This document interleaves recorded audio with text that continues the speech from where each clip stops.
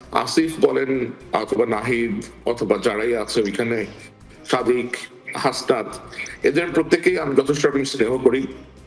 ওদের অনেকের সাথে আমার প্রায় রেগুলারলি কথাবার্তা হয়। এই তো কিছুদিন আগেও হাসনাদের সাথে অনেকক্ষণ কথা হয়েছে, গতকালকে রাতেও আমার সাথে সাদিকের কথা। কোনো জাস্ট কোনো অ্যাপ্রোচই না। এটা কি অ্যাপ্রোচ? চুরি করে ধরা খাইছে হাতে নাতে, এখন করে আমি ক্ষমা চাই, এটা কোনো অ্যাপ্রোচ হলো? উনি চুরি করেছেন, এটা অপরাধ করেছেন, অপরাধের শাস্তি হবে, সোজা লাভ তো, এ না আর কোনো লাভ নাই তো। উনি ক্ষমা চাইছেন, মহান ব্যক্তি ক্ষমা চাইছেন, দেশ ধন্য হয়ে গেছে, জুলকারনাইন সাহেব খুশি হয়েছে, আমি খুশি হই নাই। জুলকারনাইন সাহেব তো আগেই বললো ওনার সঙ্গে তার পার্সোনাল একটা সম্পর্ক, পার্সোনাল সম্পর্কে কেমন উনি বরং ওনাকে এক ধরনের ছাড় দেওয়ার চেষ্টা করতেছেন। অতিথি হিসেবে আছেন জ্যেষ্ঠ সাংবাদিক মাসুদ কামাল, আমাদের সাথে আছেন আমার বাংলাদেশ পার্টি মানে এবি পার্টির চেয়ারম্যান মুজিবুর রহমান মঞ্জু, এবং আমাদের সঙ্গে যুক্ত হবেন অনুসন্ধানী সাংবাদিক জুলকারনাইন সায়ের।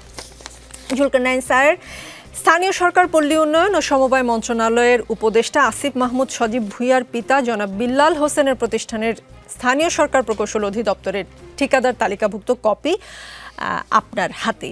এবছর 16 মার্চ কাগজটি তালিকাভুক্ত হয়েছে। আপনি কাগজটির বিষয়ে উপদেষ্টা আসিফ মাহমুদের সাথে যোগাযোগ করেছেন। তিনি জানিয়েছেন তালিকাভুক্তির বিষয়টি ঠিক, কিন্তু এই বিষয়ে তিনি জানতেন না। তিনি বলেছেন জনৈক ঠিকাদার তার শিক্ষক পিতাকে লাইসেন্সটি করতে এবং তালিকাভুক্ত করতে প্ররোচিত করেন।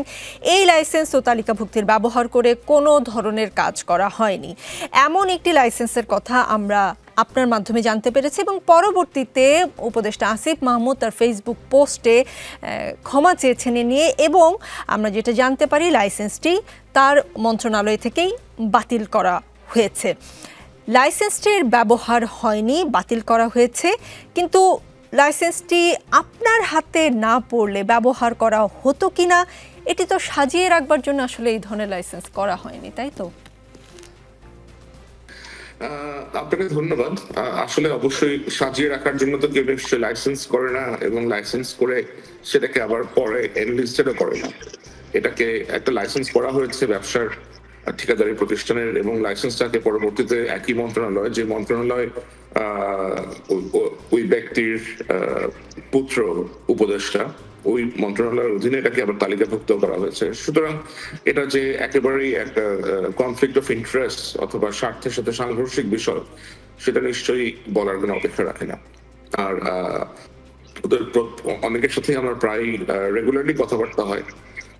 এই তো কিছুদিন আগেও হাসনাদের সাথে অনেকক্ষণ কথা হয়েছে, গতকালকে রাতেও আমার সাথে সাদিকের কথা হয়েছে। সুতরাং ওদের সাথে আমার কথাবার্তা সবসময় হয়, এবং আমি ওদেরকে সবসময় একটা পরামর্শ দিয়ে এসেছি যে এমন কোনো কিছু করো না যেটাতে নিজেরা লজ্জিত হও, অথবা আমাদেরকে তোমাদের বিরুদ্ধে অনুসন্ধান করতে হয়, অথবা তোমাদের এই সমস্ত কার্যকলাপ আমাদের সামনে আসে। এটা আমাদের জন্য অত্যন্ত কষ্টকর হবে, বাট করতে হবে। আমরা চাই না যে এমন কোনো কিছু অথবা এমন বিতর্কিত কোনো কিছু তোমরা করো, কারণ অনেক কষ্ট করে, অনেক বিসর্জনের পর আজকে বাংলাদেশ একটা স্বৈরাচার মুক্ত হয়েছে, যেখানে এদের প্রত্যেকেরই অনন্য ভূমিকা ছিল। এটা কোনোভাবে আমরা অস্বীকার করতে পারবো না।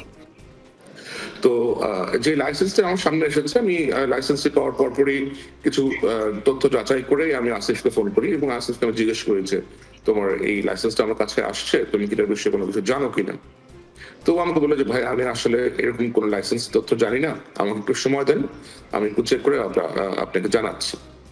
তো সে কিছুক্ষণ সময় নিল, সময় নিয়ে আমাকে ফোন করে জানালো যে আসলে আমি খুব লজ্জিত যে এই লাইসেন্সটা হয়েছে, আমি এটার বিষয়ে আসলে জানতাম না। আর আমি আমার বাবাকে বেশ রূঢ় ভাষায় বলেছি যে আপনি এটা কেন করতে গেছেন।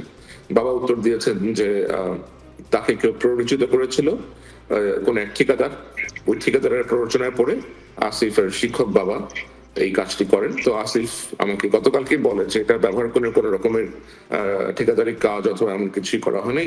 এবং আজকে যে আসিফ একেবারে পাবলিকলি ক্ষমা চাইলো, আমার মনে হয় এটাই আমাদের পরিবর্তনের একটা অনেক বড় উদাহরণ। কারণ বিগত সরকারের আমলে অথবা বিগত রাজনৈতিক নেতৃত্বদেরকে আমরা দেখেছি যে তাদের বিরুদ্ধে অনেক অভিযোগ আসে, অনেক অন্যায়ের অভিযোগ আসে, এবং প্রমাণিত হওয়ার পরেও তাদের মধ্যে কোনো রকমের ভাবোদয় হয় না। সুতরাং আজকে আসিফ যে কাজটি করেছে এটা অবশ্যই প্রশংসনীয়, এবং আমি আশা করব যে তারা ভবিষ্যতে এমন কোনো কাজে লিপ্ত হবে না যা তাদের অবস্থান অথবা তাদের যে পরিবার আছে তাদের কাউকে আপনি বিতর্কিত করে। জি।